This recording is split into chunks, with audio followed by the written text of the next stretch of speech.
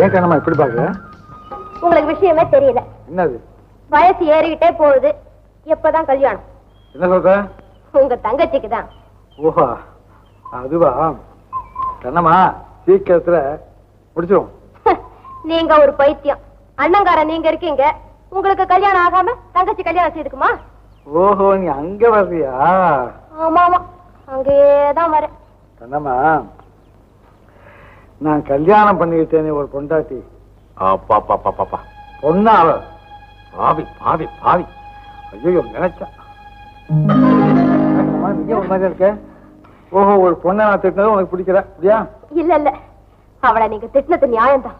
அவ செஞ்ச துரோகத்துக்கு நானா இருந்தா அவளை கொன்னே இருப்பேன்.